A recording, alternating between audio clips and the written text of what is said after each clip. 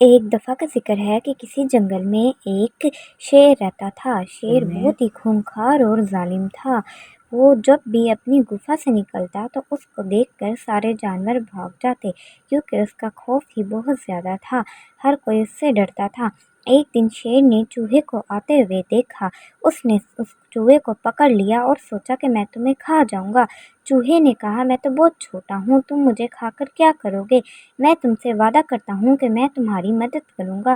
شیر ہنسا اور بولا کہ تم میری مدد کیسے کرو گے؟ تم تو اتنے چھوٹے سے ہو۔ پھر شیر نے کہا کہ اچھا چلو، وعدہ کرو کہ اگر تم میری مدد کرو گے تو میں تمہیں چھوڑ دیتا ہوں۔ چوہے نے ایسا ہی کیا۔ چوہے نے شیر سے وعدہ کیا کہ وہ شیر کی وقت آنے پر مدد کرے گا۔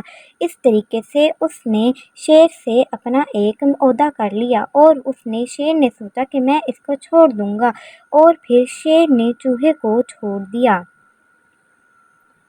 اور جب شیر نے چوہے کو چھوڑ دیا تو اس چوہے نے شیر کا شکریہ ادا کیا اور وہ وہاں سے جانے لگا۔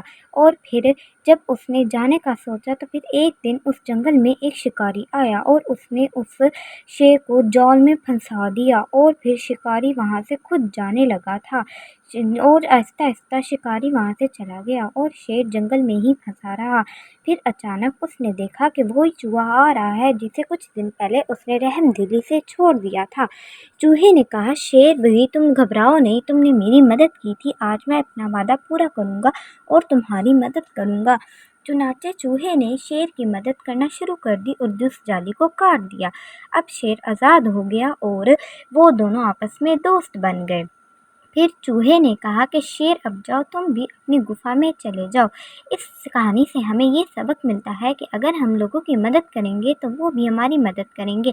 ہمارے چینل کو سبسکرائب کیجیے ایسی اور ویڈیوز دیکھنے کے لیے۔